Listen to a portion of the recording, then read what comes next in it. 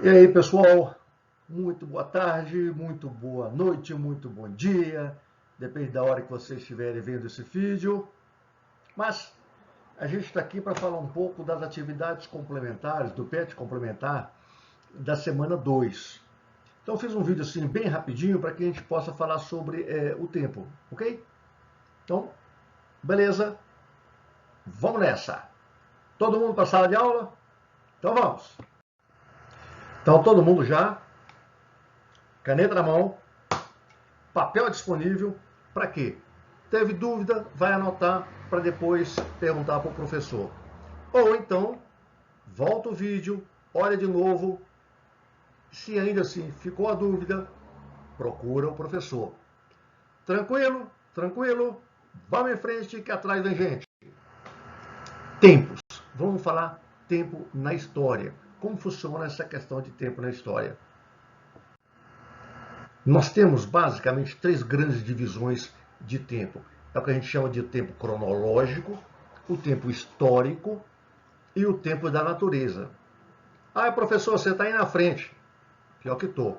Estou não, estava. Muito bem. Vamos observar ou vamos ver cada um desses tempos, como que é a história ou como que a gente deveria estar analisando cada um deles. O tempo cronológico, o que é? É a forma que a gente pega e tem como aferir o tempo.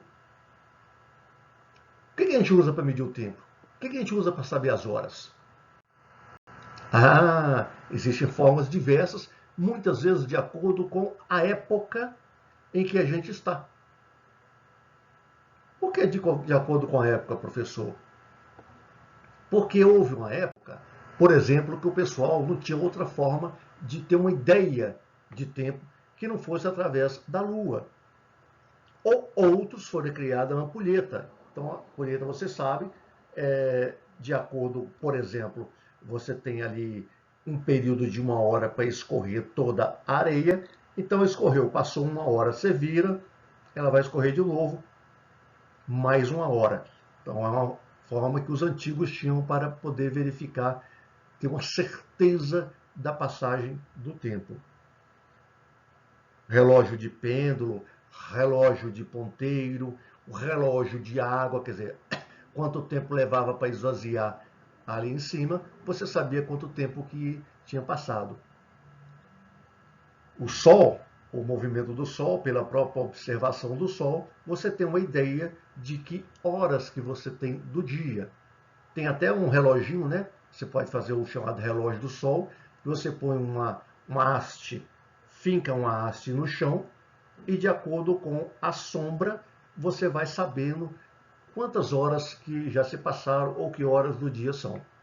Então, no decorrer do tempo, o homem teve situações ou teve formas diversas de pegar e aferir esse nosso chamado tempo cronológico. Hoje, com certeza, se eu perguntar para vocês que horas são, o que vocês vão fazer, a grande maioria de vocês, é pegar o celular e olhar. Porque ali você tem que horas são, você tem que dia da semana, que dia do mês, e tem uma série de informações que tem gente hoje que nem usar relógio no braço usa mais. Então, algo que há tempos atrás, há 50 anos atrás, era símbolo de status, só gente rica, gente importante tinha um relógio, hoje praticamente é um objeto em desuso, porque existem outras formas da pessoa pegar e verificar o tempo. E você? Usa relógio ou usa celular? O tempo histórico. É uma forma que a gente, como historiador, teve de dividir a história para poder facilitar o estudo da mesma. Então a gente tem grandes divisões da história. Vamos ver se essa seta aqui funciona para que a gente possa pegar e fazer uma marcação. Então a gente tem aqui a pré-história, a história antiga, Idade Média, Idade Moderna, Idade Contemporânea. Comeram um azinho aqui. Na hora de eu fazer a arte, o azinho foi embora.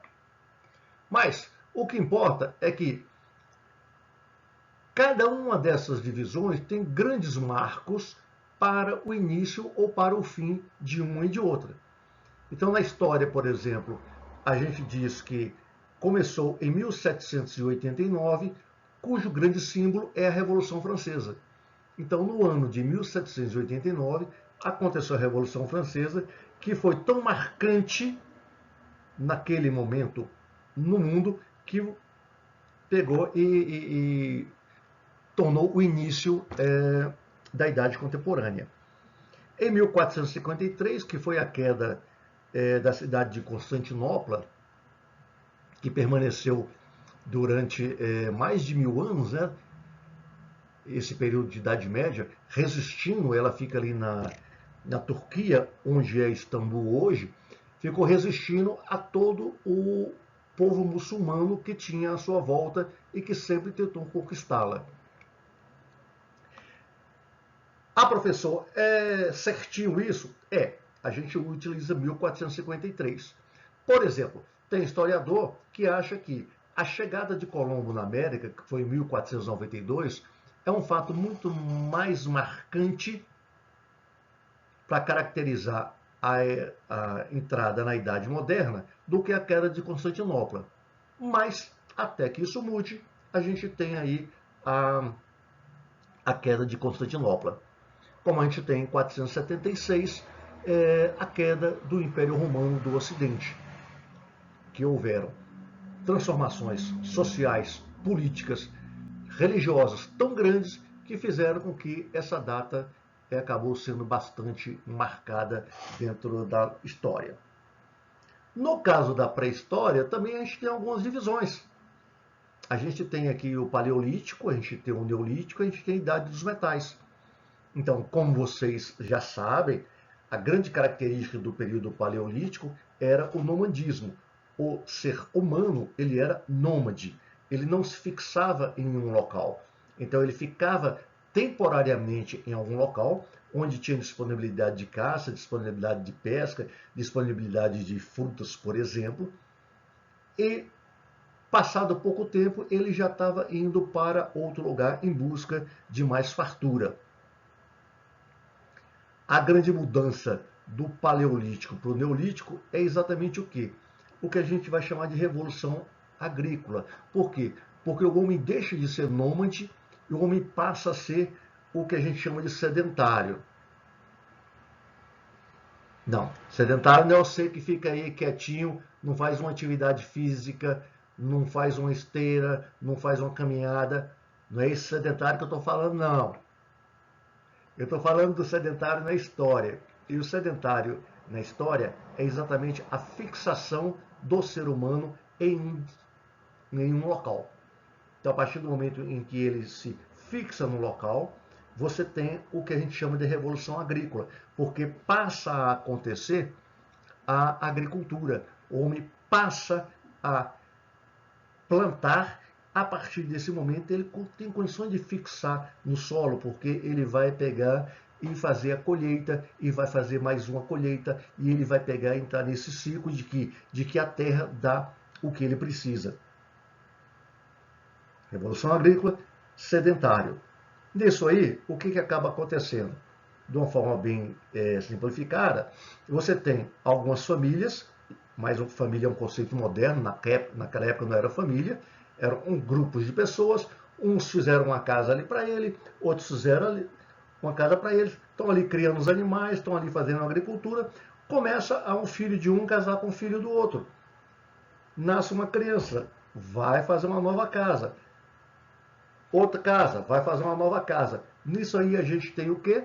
A gente tem a revolução urbana, a gente tem o surgimento das cidades, que é uma característica da Idade dos Metais, aliado ao uso da metalurgia. Então você passa a ter armas mais eficientes, você passa a ter produtos mais eficientes, você passa a ter também a constituição, principalmente das cidades. Coisa que a gente viu no PET 1 há cerca de um mês atrás. E aí você tem também o desenvolvimento da escrita. que passa a ter. Ah, professor, mas você tinha já na arte rupestre, você tinha aquelas símbolos que o pessoal pegava e escrevia lá nas cavernas. Tinha. A questão é que você não tinha uma uniformização de entendimento. Então eu, entre aspas, escrevia na parede um pensamento meu, mas que outro chegasse e visse o que eu escrevi e interpretar da forma da cabeça dele que de repente era diferente da minha. Então você não tem uma coisa homogênea. Quando se passou a ter uma escrita, você passou a poder pessoas diversas registrar de uma mesma forma o que quer que seja, como por exemplo uma lei. Então, enquanto naquele momento você tinha uma dificuldade, você tinha grandes impérios, mas as normas que o rei emitia era falado de um para o outro, e de repente um pegava e falava para o outro, e falava para o outro, e a coisa acabava sendo modificada na hora que você vai transmitindo. Lembra da brincadeira de telefone sem fio? Pois é. Agora não. Agora você tem como registrar, naquela época era registro, por exemplo, no barro, né? Mas de forma que todos pudessem ter uma mesma versão, ou todos pudessem entender uma escrita comum. Bacana? Então, essa pincelada nesse momento aí da história. Seguindo dentro desse nosso fluxo, a gente tem a questão do calendário. Então, dentro do tempo cronológico, a gente tem calendários. Vocês estão acostumados, ok, calendário escolar, não é isso? Calendário escolar tem lá quando começam as aulas, tem lá quando tem sábado que tem dia letivo, tem a época das provas, está tudo registrado lá. A época das férias, aí vocês gostaram, né? Isso aí vocês gostam. Tá bom. Mas a gente tem os calendários. E os calendários, eles já foram diversos, ou ainda são diversos, de acordo com povos distintos, povos diferentes. Só para fixar aqui em 3 calendários, a gente tem, por exemplo, o calendário judaico, e que ele considera o primeiro ano a criação do mundo. É uma cultura muito voltada lá, o livro religioso, o Torá, e que a base é o Velho Testamento. Então, para o calendário judaico, Adão e Eva é o início da contagem dos tempos. O calendário islâmico, ele já é muito centrado na figura de Maomé. E quando você tem um evento que é a fuga de Maomé da cidade de Medina, é que eles consideram como o ano 1. E o nosso calendário, o calendário que a gente utiliza, é o calendário chamado cristão. E o que é esse calendário cristão? Ele é baseado em quando Cristo nasceu.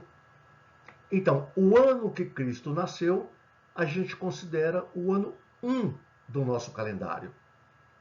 Então, a gente tem povos distintos, calendários distintos, mas de uma forma universal, hoje é utilizado o calendário cristão. Chineses, outro calendário. Os maias, outro calendário. Os maias, inclusive, é curioso, eles utilizavam 2 calendários, sendo que um era um calendário religioso e o outro parecido com o nosso, que era um calendário solar. Você tem um calendário chinês, que o ano começa em fevereiro e você tem um cachorro para cada ciclo de tempo que... um animal para cada ciclo de tempo que eles utilizam. Então a gente tem povos distintos, calendários distintos. O importante para a gente entender que a gente, como cristão, a gente utiliza o calendário cristão, ou também chamado de gregoriano. Ano 1 é o ano de nascimento de Cristo. Tranquilo? Tranquilo? Cristo nasceu, ano 1. Aí algumas coisinhas são importantes para a gente deixar claro também para que vocês entendam. Cristo nasceu, ano 1. O que aconteceu 20 anos depois que Cristo nasceu? Aconteceu no ano 20. Aí o que aconteceu 100 anos depois que Cristo nasceu? Ano 100. E o que aconteceu 20 anos antes de Cristo nascer? Como é que a gente vai falar? Se a gente falar ano 20, vai confundir tudo. Tranquilo? Tranquilo. Então é o que a gente pegou e utiliza o AC. Então, o que aconteceu antes de Cristo nascer, antes, A, Cristo, C, AC. Então, por exemplo, a mãe de Cristo nasceu, Maria nasceu, exemplo, 20 anos antes dele nascer. Então ela nasceu no ano 20 AC, 20 antes de Cristo. Tranquilo? Tranquilo. Voltando ao exemplo aqui que eu coloquei no chat de baixo. Algo que aconteceu 400 anos antes de Cristo, a gente vai chamar de 400 AC. Então, aconteceu antes do ano 1, AC. Aconteceu depois, DC. Tranquilo? Tranquilo. Então, só para não ter confusão e para facilitar, o que a gente normalmente utiliza? As coisas que aconteceram antes do nascimento de Cristo, a gente usa o AC. Então, ano 400 AC. Os fatos ou as datas depois do nascimento de Cristo, apesar de que seria um DC, a gente não utiliza. Porque se a gente fala ano 400, já sabe que é DC. Ano 1500 foi quando o Cabral chegou no Brasil. Não precisa do DC. A gente sabe que foi ano 1500 depois de Cristo. Beleza? E você? Se você nasceu no ano 2010, você sabia que isso significa que você nasceu 2010 anos depois de Cristo? Te peguei. Essa você não sabia. Legal. E vamos finalmente para o tempo da natureza. O que é o tempo da natureza? É mais aquele tempo de observação. Então, exemplo, você está acostumado a acordar às 6 horas da manhã, o despertador não te acordou. Você acorda, está tudo claro, você já sabe que perdeu a hora, você já sabe que está atrasado. Por quê? Pela observação. Você viu que está claro e a claridade te diz que não são 6 horas da manhã. Esse tempo na natureza ainda é usado. Tem povos na Amazônia que utiliza a posição da lua, utiliza as cheias dos rios, para exatamente planejar a época de plantio, a época de colheita. Pare e pensa. Vocês nunca ouviram falar, por exemplo, nas enchentes das goiabas? É uma forma que a gente tem de pegar e trabalhar ou de utilizar o tempo da natureza. Não tem aquele negócio que o pessoal fala assim, todo dia de finados chove. É uma observação da natureza. Ou muitas vezes, quer dizer, quando você olha para uma pessoa, você consegue mais ou menos avaliar a idade que essa pessoa tem de acordo com o quê? Com as marcas que essa pessoa tem no rosto. Isto significa o quê? Isso significa observação. É o que a gente fala de tempo da natureza. Tranquilo? Então é isso. Rapidamente, o que eu queria falar com vocês sobre tempo são essas questões. Vamos falar? Vamos. A hora que vocês quiserem. E qual que é essa hora? Vamos lá, pessoal. Conexão Escola. Todos os dias no horário, todos os dias que vocês teriam aula comigo na escola, eu estou com Conexão Escola aberto. Todos os dias que vocês teriam aula comigo, podem me chamar no WhatsApp. E todas as quintas-feiras temos os nossos Tira Dúvida, em que eu também estou à disposição de vocês. Beleza? Então é isso. Fiquem com Deus, fiquem bem, se cuidem e até a próxima. Tchau!